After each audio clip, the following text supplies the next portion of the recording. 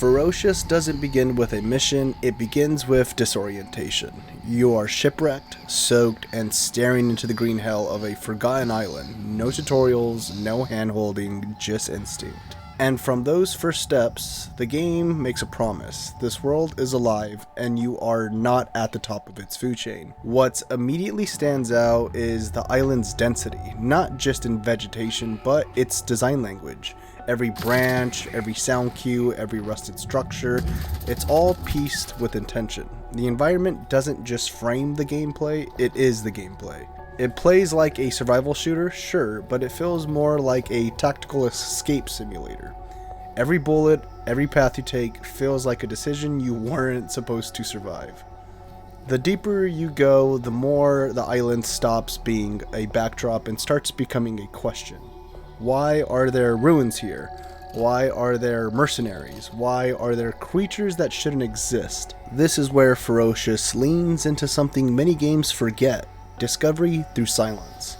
Ancient bunkers overrun by the jungle, tribal glyphs scratched into concrete, animal carcasses picked clean in patterns that don't feel natural. And the story isn't spoon-fed. There are no expository dumps. Instead, you read the world, its collapse, its struggles, its mystery. The game trusts you to connect the pieces, or to stay afraid of what you don't understand. With Ferocious being an active playtest, there is only so much we understand about the story, and it starts off with you surviving a shipwreck where you find out your brother has been split apart from you by mercenaries who took him. Later on, you come across the scientist who helped you get out of a tricky situation you put yourself in. From that point on, you guys gained each other's trust, and she was teaching you about these new technologies they were working on the island.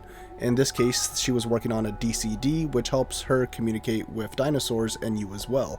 It is a massive and crucial gameplay loop for you to understand, and honestly kind of fun, as you get a control dinosaurs, earn their trust, carry them around, help you do certain tasks. As you can see at this point, I'm carrying this dinosaur because I couldn't find one nearby, all the way to this one spot where I use him to help me open this gate.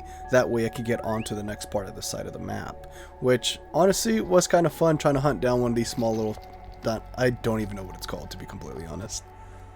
At this point, I want to talk about gunplay. As of recently, I'm not the biggest fan of it. The recoil is a little too high for my liking, a little aggressive compared to like the Tarkov side of things. But in general, for everyone that wants to know, when it comes to combat, Ferocious favors grounded tension over spectacle shooting. So weapons feel raw. Recoil kicks, magazines are scarce. This isn't a run and gun, it's a more like a strike and vanish kind of gameplay mechanic when it comes to shooting. The AI doesn't wait for you to act. Mercenaries patrol with purpose, communicate, and flush you out. Dinosaurs, they usually stalk, lurk. They can pounce when you are vulnerable, and yes, you can use them to lure them like to enemies such as mercenaries. So with that device, I did not get any recorded footage of it, but you can use that to antagonize a bigger creature and have it push the forefront of where the mercenaries are. I couldn't find an active spot in the game where I was able to do this perfectly. Most likely further in development, and when you get more access to the broader side of the map, this will be viable. And to slowly start closing out this video, I want to kind of get into the gear of crafting, but I wanted to keep it very minimal because once again this game is in active development, and during my playtest I couldn't find any scenario where there was any crafting involved other than me putting on attachments and really just attachments on guns.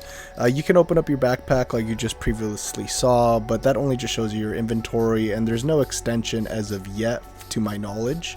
But a honorable mention to something I found really cool, as you saw with the AK, I was cleaning it out with these mushrooms you can find that are acidic. They glow green, and essentially when you play in the mud, get in the water, you start damaging the inner systems of your gun, so sometimes it gets locked tight and you can't do anything with your gun. It's jammed. So maintenance is a must in this game, so always remember when you're playing, try to keep your guns clean. With keeping in mind that this game is still in active development and it's a long way from finished, It by far has already blown my mind in a day and age where most games that release are just butchered to crap. They're half-assed and they're always buggy to hell. This game gave us the fair warning that it is in active development and it's not ready, and it still feels a little bit more crisp than some games that are claimed to be polished and released. With that being said, Ferocious isn't about domination, it's about adaptation. It challenges you to read your environment, listen to its rhythms, and improvise under pressure. And if the development follows through on what is already here, this could be more than a shooter. It could be one of those most intelligent and atmospheric survival games we have seen in this decade. With all that being said, I do hope to be invited into future playtests to see how this development goes, as honestly I would like to see how this game turns out. With that being said, as an active playtest game, I give it a 10 out of 10. And from that point on, I'm just going to leave the video keep going so you guys can see a little bit more seconds of some more footage I have. But other than that, my name is Easy. If you like this kind of content and would like to keep on forward with me, by all means, like and subscribe. But other than that, y'all have a good one.